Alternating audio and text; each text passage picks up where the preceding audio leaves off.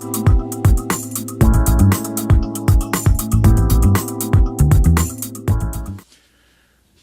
I'm Ken Binkley, and before I get into my action research project, I'd like to tell you a little bit about myself. I went to Montana State University and I earned a degree in film and television production. After college, I worked for an agricultural manufacturing company in their advertising and communications department. Well, my company was bought by Ford and later sold to Fiat, and because of downsizing, my department was eliminated. So I got my teaching certification and I moved to Dare County, North Carolina, and started teaching photography and digital media. Now, I feel that my EMD TMS program really fits into what I'm teaching. I enjoyed all the classes I took at Full Sail, but I'm going to pick out a few highlights from the past year. The first class I will talk about is Multiple Learning Theory and Applications. This class was about how the brain works and how we use different methods to learn. The PowerPoint I made compares the brain to a shopping mall with different shops. This was a very interesting class and set the stage on how we can use all kinds of learning methods in our lessons. Educational Design and Evaluation was my first group project and also my introduction to Second Life. I can see many possibilities in using Second Life for educational purposes and established a group that I worked with throughout the year. Musical Theory's requirement to create my own music using GarageBand has been quite useful. The music I created has been used in many of my projects.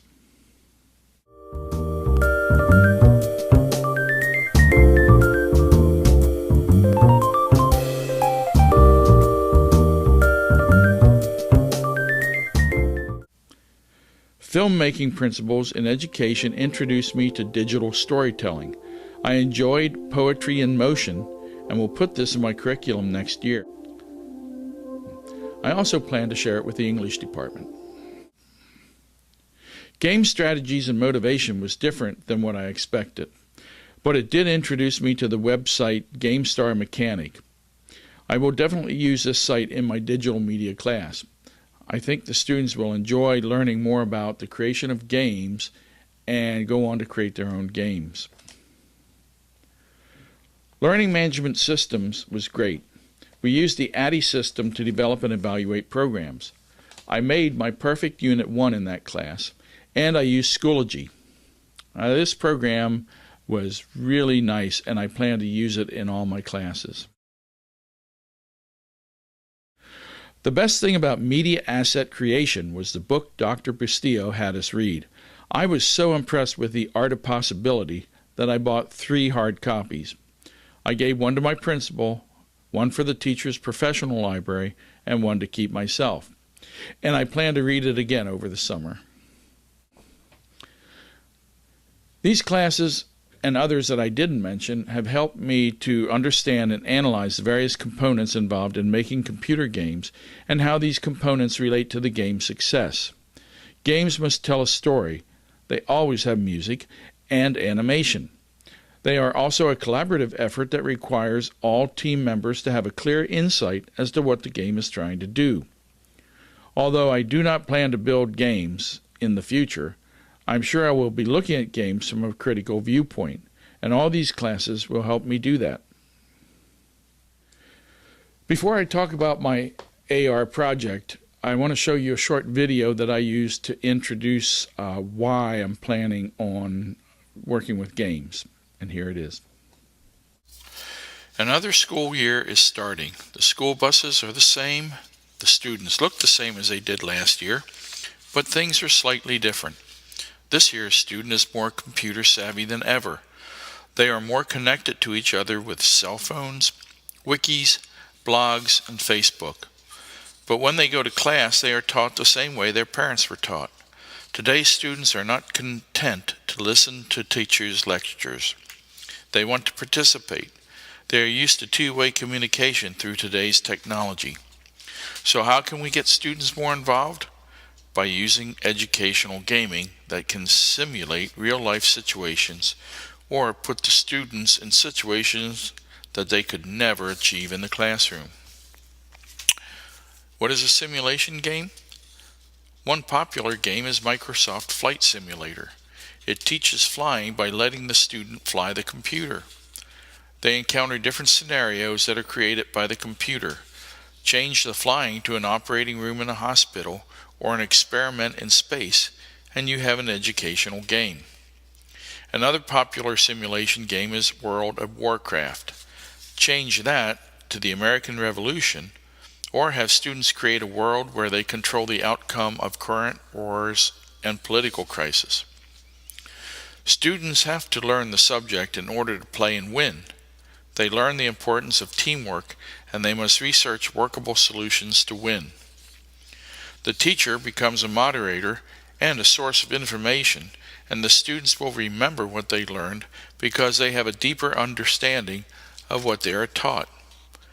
Educational games do not replace traditional learning. They enhance it by creating a desire to learn to win.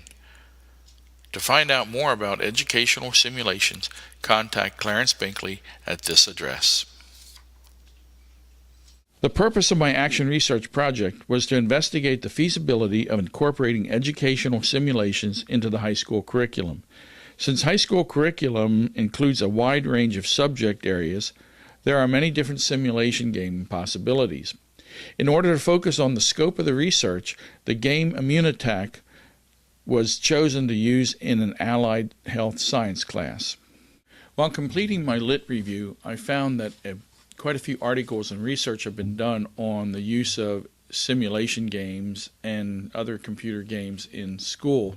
The majority of the use at the moment is in the military, business, and higher education colleges and universities, with very little that I've seen being used in high schools or secondary ed. The games we use in high school are more memorization and review games than actual simulation games. There are a number of factors that prevent high schools from using these games.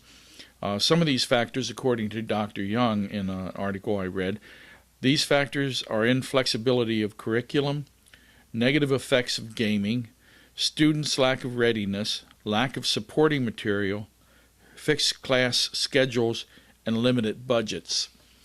In my own school, after I tried the game, I found that there were some problems, and my problems were very similar to Dr. Young. Lack of computers. The computers we have are inadequate or programs are corrupted. Insufficient class time.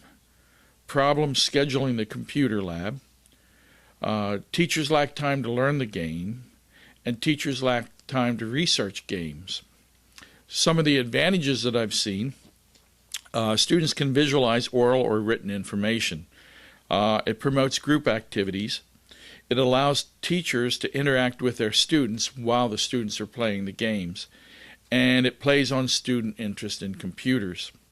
My final assumption is that First Flight High School, the school that I'm in, is not ready to use simulation games in the classroom. Teachers do not have a computer lab available to them that can play simulation games reliably.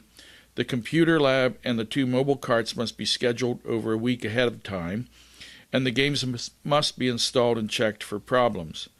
Considering the problems, most teachers are not willing at this time to incorporate games into their curriculum.